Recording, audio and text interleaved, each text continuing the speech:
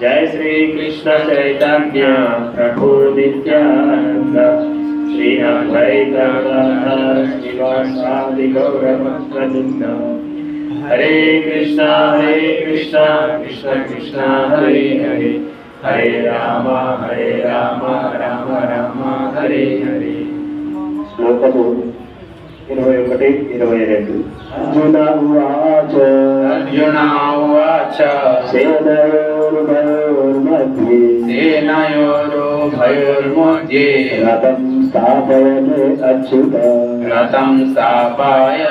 अच्युत यावदेतान्निरीक्षेऽहं योद्धुकामान् अवस्थितान्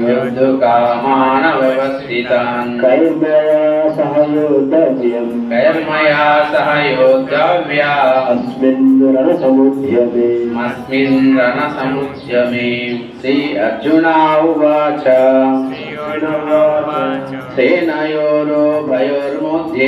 सेनयोरुभयोर्मध्ये रथं स्थापयामे अच्युत यावदेतान्निरीक्षेऽहं योद्धुकामान् व्यवस्थितान् कर्मया सह योद्धव्या अस्मिन् रणसमुद्यमे। अर्जुन उवाच सेनयोरुभयोर्मध्ये रथं स्थापयामे अच्युत यावदेतान्निरीक्षेऽहं योद्धुकामान् अवस्थितान् कैर्मया सह योद्धव्यम् अस्मिन् रणसमुद्यमे। प्रतिपदार्थం अनुवादం భాష్యం శ్రీల ప్రభుపాదుల వారిచే జయ శ్రీల ప్రభుపాద మహారాజ్ కి జయ। अर्जुन उवाच अर्जुनुడు పలికెను సేనల ఉభయో రెండు మధ్య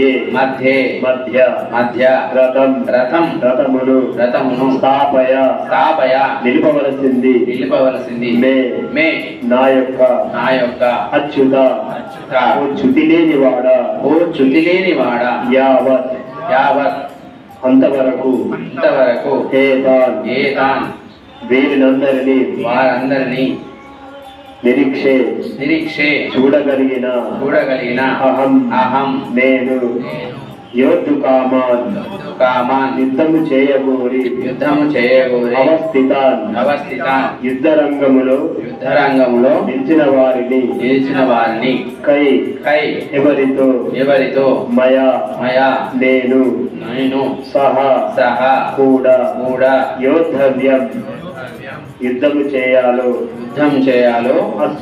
అస్మిన్ ఈ రణసముద్యమే యుద్ధయత్నంలో అర్జునుడు పలికెను ఓ అచ్యుత దయచేసి రెండు సేనల మధ్య నా రథమును నిలవవలసింది, తద్వారా యుద్ధము చేయగోరి ఇక్కడ నిలిచిన వారిని ఈ మహా సంగ్రామంలో నేను తలపడవలసిన వారిని చూడగలుగుతాను।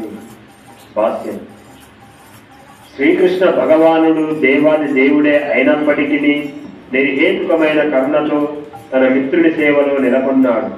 తన భక్తుల పట్ల అనురాగము చూపడంలో అతడు ఏనాడు విఫలుడు కాడు। ఇక్కడ అతడు అచ్యుతునిగా సంబోధింపబడినాడు। రథసారథిగా అతడు అర్జునుడి ఆదేశాలు అమలు చేయవలసి వస్తుంది। ఆ విధంగా చేయడానికి అతడు సంకోచింపని కారణంగా అచ్యుతునిగా సంబోధింపబడినాడు। తన భక్తునికి రథసారథి స్థానాన్ని స్వీకరించిన అతని దివ్య స్థితి ఎన్నడూ భంగము రాదు। అన్ని పరిస్థితులలో అతడు దేవాది దేవుడే, సర్వేంద్రియాధిపతి అయిన ఋషికేశుడే। భగవంతుడు సేవకుడి మధ్య సంబంధము అతి మధురమైనది, దివ్యమైనది। సేవకుడు సర్వదా భగవంతునికి సేవ చేయడానికి సన్నద్ధుడై ఉంటాడు। అదే విధముగా భగవంతుడు కూడా భక్తుడికి ఏదో కొంత సేవ చేసే అవకాశాన్ని ఎల్లప్పుడూ కోరుకుంటాడు।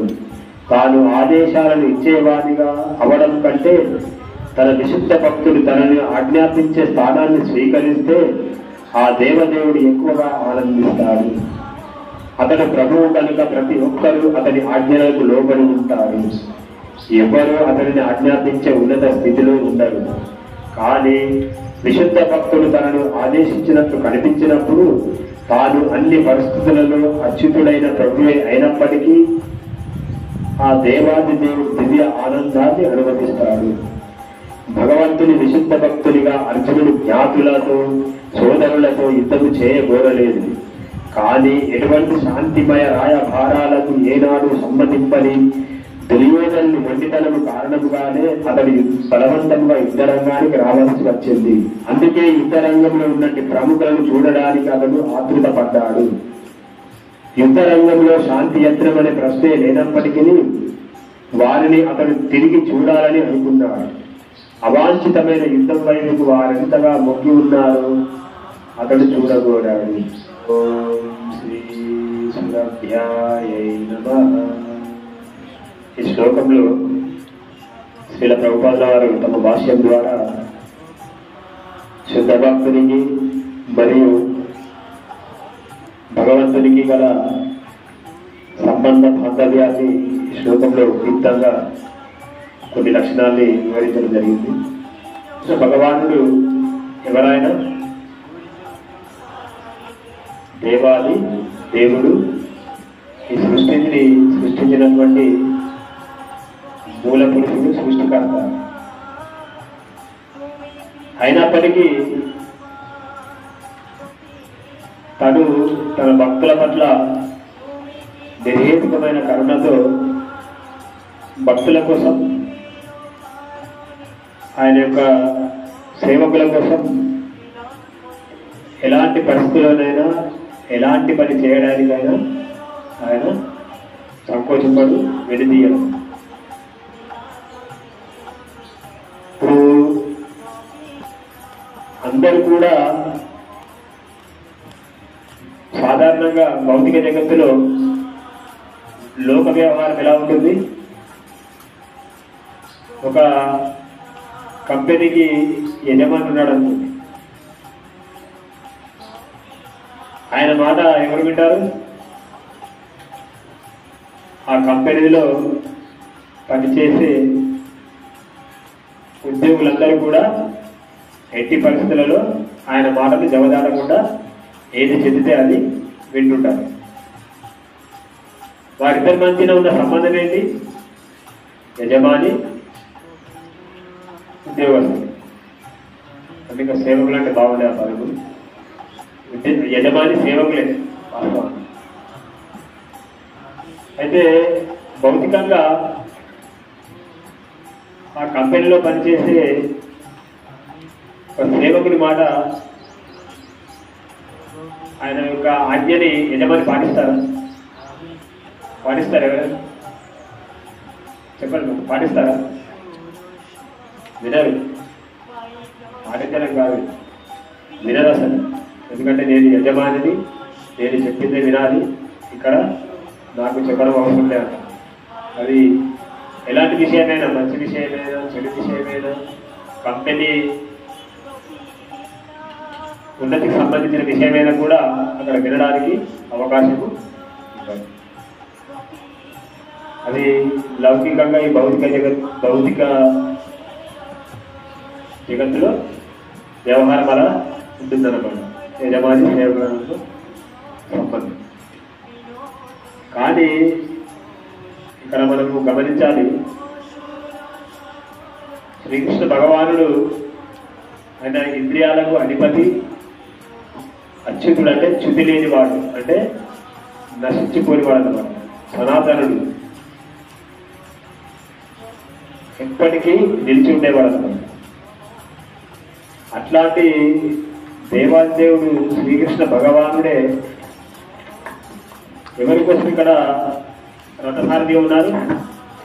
అర్జునుడు. అర్జునుడు ఎవరు? ఆయన యొక్క స్నేహితుడు, బంధువు మరియు సేవకుడు. ఇప్పుడు ప్రశాంత్ కారు అక్కడ ప్రశాంత్ ప్రభు డ్రైవింగ్ సీట్లో కాకుండా తనకి తెలిసిన తన దగ్గర ఒక డ్రైవర్ ఉన్నాడు అనుకోండి. డ్రైవింగ్ సీట్లో కూర్చొని బండి నడుపుతుంటాడు. కానీ డ్రైవర్ తనకి ఇష్టం వచ్చిన రూట్లో బండి నడుపుతారా? నడుపుతారు చెప్పండి, నడుపుతారా? ఎవరి ఆజ్ఞలు పాటించి నడపాలి? పక్కన కూర్చున్న యజమాని అయినటువంటి ప్రశాంత్ ప్రభు మాట వింటూ వేల్పూర్ రోడ్డుకి వెళ్ళమంటే వేల్పూర్ రోడ్డుకి వెళ్ళాలి, బడా భీమకల్ రోడ్డుకి వెళ్ళమంటే బడా భీమకల్ రోడ్డుకి వెళ్ళాలి, లేదు ముచ్చుకూరు రోడ్డుకి వెళ్ళమంటే ముచ్చుకూరు రోడ్డుకి వెళ్ళాలి. అలా కాకుండా బడా భీమకల్ రోడ్డుకి వెళ్ళమంటే నేను ముచ్చుకూరు రోడ్డుకి వెళ్తాను ఊరుకుంటాడు యజమాని. ఏమయ్యా నీకు అసలు ఏమన్నా తెలివిందా? మనకు పని ఉంది బడా భీమకల్ రోడ్డుకి, నువ్వు ముచ్చుకూరు రోడ్డుకి వెళ్తాను ఎట్లా అని కోపడతాడు. అట్లా యజమాని ఆజ్ఞను సేవకుడు పాటించాలి. కానీ ఇక్కడ శ్రీకృష్ణ భగవానుడు అర్జునుడి కోసము ఏ స్థానాన్ని స్వీకరించాడు? ఏ స్థానాన్ని స్వీకరించాడు శ్రీకృష్ణ భగవానుడు? రథ సారథి. రథ సారథి అంటే ఎవరు? అదొక మంచి పదము. అది వాస్తవంగా లౌకికంగా చెప్పాలంటే రథ సారథి అంటే ఒక డ్రైవర్, బండిని నడిపేవాడు. మరి ఆ స్థానంలో ఎవరు కూర్చున్నారు? శ్రీకృష్ణ భగవాను. ఎందుకోసం కూర్చున్నారు? ఎవరి కోసం కూర్చున్నారు? తన యొక్క స్నేహితుడు, తన యొక్క శిష్యుడు, తన యొక్క సేవకుడైనటువంటి అర్జునుడికి మేలు చేయడానికి రథసారథిగా డ్రైవర్గా రథంలో కూర్చుంటారు. ఎవరు? రథాన్ని తనకిష్టమైన రీతిలో తీసుకెళ్ళడానికి వీల్లేదు. అక్కడ సృష్టికర్త అయినప్పటికీ, ఇంద్రియాలకి అధిపతి అయినప్పటికీ, అర్జునుడు అయినప్పటికీ ఆయనకి ఇష్టం వచ్చిన రీతిగా ప్రవర్తించడానికి అక్కడ అవకాశం లేదు. ఇప్పుడు ఆయన ఎవరి ఆజ్ఞలకు లోబడి ఉండాలి? తన సేవకుడైనటువంటి మిత్రుడైనటువంటి అర్జునుడి యొక్క ఆజ్ఞకు లోబడి ఉండాలి. అర్జునుడు రథాన్ని ఎక్కడికి తీసుకెళ్ళమంటే అక్కడికి తీసుకెళ్ళాలి. అది శ్రీకృష్ణ భగవానుడు చేసేటువంటి రథసారథి యొక్క పని. మరి ఇప్పుడు అట్లా కనుక చూసుకుంటే కృష్ణుడు ఏమన్నా అక్కడ అంటే వ్యవహారికంగా చెప్పాలంటే నామోషిగా ఫీల్ అయ్యారా? నాకు రథసారథిగా నువ్వు ఉండమన్నప్పుడు ఆయన ఎలా ఆ అనుభవం ఎలా ఉంటుందంటే ఎప్పుడు కూడా శ్రీకృష్ణ భగవానుడు చెప్పింది అందరూ చేసుకుంటారు. కానీ అందరూ ఆయనని దేవాదేవుడిగా పూజిస్తారు, గౌరవిస్తారు, ప్రేమిస్తారు. ఆయన ఒక సంపూర్ణమైనటువంటి వ్యక్తిత్వం గల వ్యక్తి. ఇప్పుడు మనం ఇక్కడ ఫోటోలు చూస్తున్నాం భగవంతుడి. ఆయన ఫోటోగానే ఉన్నారా? మనం ఎప్పుడైతే అక్కడ ఆ ఫోటోలు స్థాపించి ఆయనకి హారతి అని చేస్తుంటామో స్వయంగా తనొక సంపూర్ణమైన వ్యక్తిత్వ రూపంలో వచ్చి అక్కడ ఉంటారన్నమాట. మరి మనము అక్కడ ఫోటోలే ఉన్నాయి, భగవంతుడు మనకు కనబడట్లేదంటే ఆ స్థాయికి మనం ఇంకా రాలేదు. అట్లాంటి వ్యక్తి సంపూర్ణ వ్యక్తిత్వం గల అచ్యుతుడు అయినటువంటి శ్రీకృష్ణ భగవానుడు అందరూ తనని పూజించేవారు, గౌరవించేవారు, ప్రేమించేవారైతే ఆయనకు సంతోషమే. కానీ ఇంకా ఆయన సంతోషమైన విషయం ఏంటంటే ఎవరైనా నా శుద్ధ భక్తులు నన్ను ఆజ్ఞాపిస్తే ఇంకా నేను చాలా ఆనందిస్తాను చెప్పి ఆయనకు ఉంటున్నారు. ఎందుకంటే ఆయన కూడా ఒక సంపూర్ణమైన వ్యక్తిత్వమే కదా. ఆయనకి ఆడుకోవాలనుకుంది, వాడుకోవాలనుకుంది. తన యొక్క సేవకుల ద్వారా ఆజ్ఞాపించబడితే ఇంకా ఇంకా మధురమైనటువంటి ఆనందాన్ని ఆయన అనుభవించాలని చూస్తారు. శ్రీకృష్ణ భగవానుడు బాల్యంలో ఏ లీల చేశారు? ఇక్కడ చేశారు. ఆయన జన్మించింది మథురలో, ఆయన లీలలు చేసింది బృందావనంలో. ఇప్పుడు ప్రతి ఒక్కరూ ఆయన గౌరవిస్తూ పోతే కొన్నాళ్ళకి ఆయనకి అది బోరు కొడుతున్నారు. నాతో ఆడుకునే వాళ్ళు లేరు, పాడుకునే వాళ్ళు లేరు. ఎలాంటిది ఈ లోటుని నేను ఎలా భర్తీ చేసుకోవాలి? ఇప్పుడు తన యొక్క భక్తులు వారి వారి స్థాయిని బట్టి వారి వారి శరణాగతిని అనుసరించి భగవంతుడు వారితో తన యొక్క లీలల్ని చేస్తారు. ఉదాహరణకి యశోదమాత ద్వారా ఆయన ఏ లీలలు చేశారు? కృష్ణుడు తన కొడుకు తన పుత్రుడు అనే ఆ వాత్సల్యంతో యశోదమాత కృష్ణుడితో అదే లీలలు చేసిందన్నమాట, వాత్సల్య భావం. ఆమె కనుక కృష్ణుడు దేవాది దేవుడు, ఆయన సర్వాంతర్యామి అని తెలిస్తే ఏమవుతుంది? యశోదమాతకి కనుక కృష్ణుడు దేవాది దేవుడు, ఆయన సృష్టికర్త, సర్వాంతర్యామి అని తెలిస్తే ఆమె వాస్తవమైనటువంటి ఆ వాత్సల్య ప్రేమ చూపిస్తుందా? ఆ వాత్సల్యమైన ప్రేమ స్థానంలో ఏమవుతుంది అక్కడ? గౌరవం, పూజనీయం. భగవంతుడు కాబట్టి ఆయన పూజించాలి, ఆయన గౌరవించాలి. ఇంకా అక్కడ ప్రేమ సంబంధం అనేది అట్లాగే గోపబాలురు, బృందావనం ఉన్న గోపబాలురు వాళ్ళకి ఏ అర్హత లేకపోయినా కృష్ణుని యొక్క సహచరులు కాబట్టి వారితో వర్తిస్తారు. కృష్ణుని దేహభావం, ఆ భావం. మరి వాళ్ళకి ఆ భావంలో నిరంతరం వాళ్ళు ఎలా ఉండగలుగుతారు?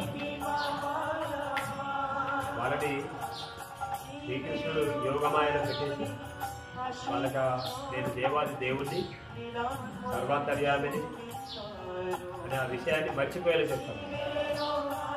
మర్చిపోయేలా చేసి వాళ్ళందరూ ఏదో సతీకులుగా ఆ లీలలు చేయడానికి శ్రీకృష్ణ భగవానుడు అలాంటి అవకాశం కల్పిస్తారు. వాళ్ళ ఎవరైతే గోపబాలు ఉంటారో వాస్తవంగా శ్రీకృష్ణ భగవాన్ని వీపు పైన ఎవరైనా ఎక్కుతారా? ఆ సాహసం ఎవరు చేయలేదు. కానీ గోపబాలులు ఆయన కాళ్ళతో తస్తారు, ఆయన వీపు పైన ఎక్కి గుర్రమాట ఆడుతుంటారు. అది అలా ఆడితే శ్రీకృష్ణ భగవానికి పరమానంద భరితుడైపోతారు. ఆ ఆనందాన్ని ఆచార్యులు ఇంకా మాటల్లో వర్ణించలేమని చెప్తారు. ఇప్పుడు ఉదాహరణకి ఒక ఇంట్లో ఒక యజమాని ఉన్నాడు, వాళ్ళ మనవలు ఉన్నారనుకోండి. మనము భౌతికంగా బయట ఎంత పెద్ద హోదాలో ఉన్నా ఆ హోదాను అక్కడే చూపిస్తాం, కార్యాలయంలోను, కంపెనీలోను. కానీ ఇంటికి వచ్చిన తర్వాత మనమల వద్ద అలాంటి హోదాను చూపిస్తామా? చూపించలేదు. ఎప్పుడైతే మన కుటుంబంలో అడుగుపెట్టి లోపలికి ప్రవేశిస్తామో, ఇంట్లోకి ప్రవేశిస్తే ఆ కుటుంబం వచ్చిన మన హోదా పెట్టేసి ఇక్కడికి వచ్చేసరికి ఏమైతే మన హోదా అనురాగంగా మారిపోతుంది. అక్కడేమో అధికారము, ఇంటికి వచ్చేసరికి అనురాగం. ఇంకా అప్పుడు మనవాడు కనుక వచ్చి తాత గుర్రమాట ఆడదామంటే ఏం చేస్తాము? అది ఎలవయా, నేను పెద్ద ఆఫీసర్, నేను కంపెనీకి వెళ్ళమైందంట మనం. సరే వంగాల్సిందే. మనవాడు మనం ట్రిప్ పైన ఎక్కేసి జడ్జి గుర్రమని తంతుంటాడు. ఇంకా మనం తంతుంటే మనం కోపడతామా? నవ్వుతుంటాం సార్. ఆయన నవ్వుతున్నారు, మనం నవ్వుతాం. అది ఒక మధురమైనటువంటి. మళ్ళీ బయటకు వెళ్తే కార్యాలయానికో లేకపోతే మన కంపెనీకి వెళ్తే మళ్ళీ అక్కడ మనం అధికారాన్ని యథావిధిగా చూపిస్తాం. అట్లాగే శ్రీకృష్ణ భగవానుడు కూడా అధికారాన్ని చూపించడానికంటే ఎక్కువగా తన పైన తన భక్తుల అధికారాన్ని చూపిస్తే ఆనందిస్తాం. అందుకే ఇక్కడ రథసారథిగా ఆ స్థానాన్ని స్వీకరించినా కూడా ఆయన ప్రతిష్టకి, ఆయన హోదాకి ఎలాంటి మార్గం కూడా వాటిందని. ఇప్పుడు ఇంట్లో తాత ఆ గుర్రమాట ఆడినంత మాత్రాన ఆఫీస్కి వెళ్ళిన తర్వాత ఆయన హోదాకి ఏమైనా భంగం కలుగుతుందా? ఆయన పెద్దరికానికి ఏమైనా నష్టం కలుగుతుందా? అక్కడే కృష్ణ కృష్ణ భగవానుడు కూడా అట్లాగే తన భక్తులతో దీవెన చేయడం చాలా చాలా ఆనందిస్తారు. అలాంటి లీలలు చేసినప్పటికీ భక్తుల ఆజ్ఞలకు లోబడి ఆయన కార్యాలు చేసినప్పటికీ ఆయన ఎప్పుడు కూడా ఎల్లప్పుడూ కూడా దేవుడే. ఇంద్రియాలకు అందరి ఇంద్రియాలకి అధిపతి ఎవరు? కృష్ణ భగవానుడు. మనం అనుకుంటాం నేను నా కళ్ళతో చూస్తున్నాను, నా చేతులతో పనిచేస్తున్నాను, నా కళ్ళతో నడుస్తున్నాను, నా నాలుగుతో చూస్తున్నాను అనుకుంటాం, నోటితో తింటున్నాను. కానీ ఆయన కనుక మన పైన ఆ కరుణను చూపకుండా క్షణం ఆపేస్తే ఏమవుతుంది? మన కాళ్ళతో మనం నడవలేము, మన చేతులతో పని చేయలేము, మన చెవులతో వినలేము, మన నోటితో అనలేము, తినలేము. అన్ని కార్యాలు ఆగిపోతాయి. భగవంతుని ఎవరు కూడా ఆజ్ఞాపించే స్థితిలో ఉండరు. ఆయనకి ఎల్లప్పుడూ సేవ చేసే స్థితిలోనే భక్తులు ఉంటారు. కానీ విశుద్ధ భక్తుడు ఎప్పుడైతే తనను ఆదేశించినట్లు కనిపించినప్పుడు భగవంతుడు చాలా అనుభూతికి లోనవుతాడు, ఆనందానికి లోనవుతాడు. మరి అర్జునుడు శ్రీకృష్ణ భగవానుడికి మొదటి ఆజ్ఞ ఏమిచ్చారు? రథాన్ని తీసుకెళ్లి 2 సేనల మధ్య ఉంచమని చెప్పారు. ఎందుకోసం? నేను నా వైరి పక్షంలో ఉన్నటువంటి వారందరినీ, సైనికులందరినీ చూడాలి అని. ఆ ఆలోచన మరి అర్జునుడికి ఎందుకు వచ్చింది? అది దాంట్లో కొత్తవారు ఎవరు లేరు, అందరూ చూసిన వాళ్ళే. తాతలు, మనవలు, ముని మనవలు, ఆచార్యులు, గురువులు, సోదరులు, తాతలు అందరూ పాతవారే. కానీ మళ్ళీ ఒకసారి ఎందుకు చూడాలని ఆలోచన ఈ యొక్క భగవద్గీతని భగవంతుడు మనకు అందించడానికి అర్జునుడిని మోహంలో పడేశారు. మోహంలో పడవేసి ఇంకా నేను యుద్ధం చేయను, అక్కడ చూసేసి ఏమంటారంటే నేను యుద్ధం చేస్తే ఎవరితో చేయాలి? గురువులు, తండ్రులు, ఆచార్యులు, తాతలు, మనవలు, ముని మనవలు, వాళ్ళతో చేయాలి. మరి వాళ్ళను చంపి ఆ రాజ్యాన్ని అనుభవించడము నాకంత అవసరమా? ఆ రక్త పంకిలమైన ఆ రాజ్యాధికారాన్ని నేను అనుభవించను, నాకు అవసరం లేదు, నేను అడవులకు వెళ్ళి తపస్సు చేస్తున్నాను. అప్పుడు శ్రీకృష్ణ భగవానుడు ఆయనకి ఈ భగవద్గీత ఉపదేశిస్తూ తద్వారా మన అర్జునుడి మాధ్యమంగా, మధ్యవర్తిగా చేసుకొని ఈ భగవద్గీతని అందరికీ అందించారు. ఇది ఒక కొంతమంది ఏమంటారంటే మనం చదవాల్సిన అవసరం లేదు, ఇది అర్జునుడికి చెప్పింది అని. అర్జునుడు ఎవరు? మనం ఇంతకుముందు కూడా చర్చించుకున్నాం. నారాయణుడు. ఆయన మోహం, ఆయన కూడా ఇంద్రియాలను జయించి ఇంద్రియాలకు అతీతంగా ఉన్నవాడు, శుద్ధసత్వంలో ఉన్నవాడు. కానీ అది అర్జునుడికే బోధించాడు, మనకు అవసరం లేదంటారు. అర్జునుడిని కృష్ణ భగవాన్ మాయలో పెట్టేసి మనకు అందివ్వడానికే ఆయన ద్వారా మనకు అందించారు.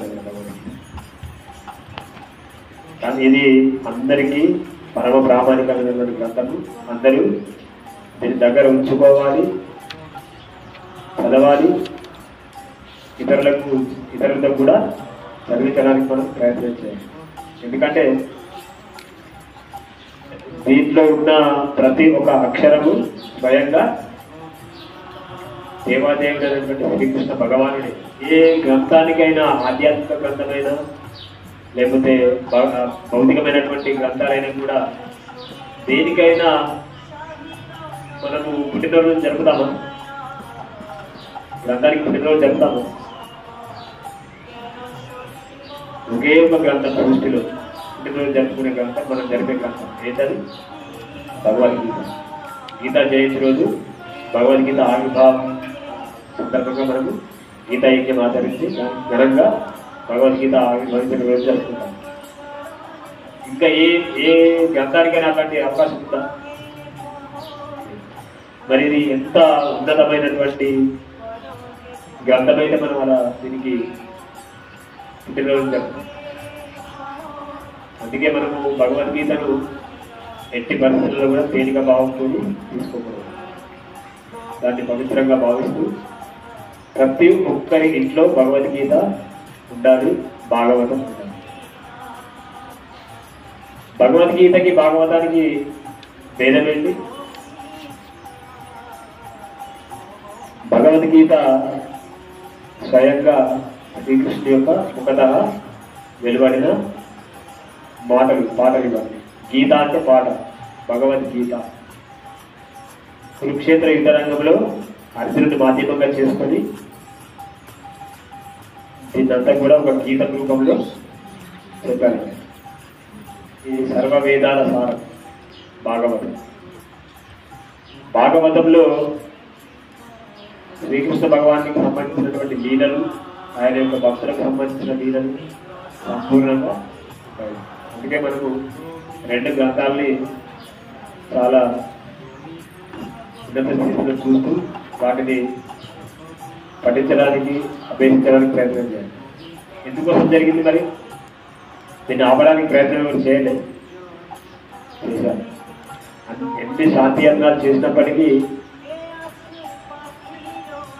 ఇక్కడ ఎవరి మొండి వైఖరి కారణంగా యుద్ధం జరుగుతుంది. దుర్యోధనుడు ఆయన ఎవరి మాటని కూడా లెక్క చేయలేదు. విదురుడి మాట లెక్క చేయలేదు, భీష్ముడి రామోడు మాట లెక్క చేయలేదు. చాలా మంది చూశారు ఆయన, అయినా కూడా ఎవరి మాట వినలేదు. అంతిమంగా ఇంకొకరు ప్రయత్నం చేశారు. శ్రీకృష్ణ భగవానుడు రాయబారిగా వెళ్ళాల్సిన అవసరం లేదు, కానీ యుద్ధాన్ని నివారించాలి, యుద్ధం జరగకుండా ఉండాలని చెప్పి చివరగా ఆయన దేవాదేవుడు సృష్టికర్త అయినప్పటికీ ఆ హోదాను వదిలేసి ఒక రాయబారిగా యుద్ధాన్ని ఆపడానికి చివరి ప్రయత్నంగా వెళ్తారు. అప్పుడు కూడా దుర్యోధనుడు ఆయన మాటని విడచెవిన పెట్టేసి వినడు. ఇంకా అంతిమంగా ఏమవుతుంది? యుద్ధం ప్రారంభమవుతుంది. ఎవరు కోరుకోలే యుద్ధం కావాలని. ఒక దుర్యోధనుడు ధృతరాష్ట్రుడు అవాంఛితంగా, అంటే కోరుకోకుండానే జరిగేటువంటి ఈ యుద్ధంలో శత్రుపక్షం వారు ఎంత ఉత్సాహంగా ఉన్నారో ఆ ఉత్సాహాన్ని కూడా చూడడానికి అర్జునుడు ఒక సాకుగా చేసుకుని రథాన్ని ఇరుసేనల మధ్య నిలుపని చెప్పి శ్రీకృష్ణ భగవానుడిని ఆదేశిస్తారు. హరే కృష్ణ. జయ గ్రంథరాజ్ శ్రీమద్ భగవద్గీత కి జయ. శ్రీ ప్రభుపాద మహారాజ్.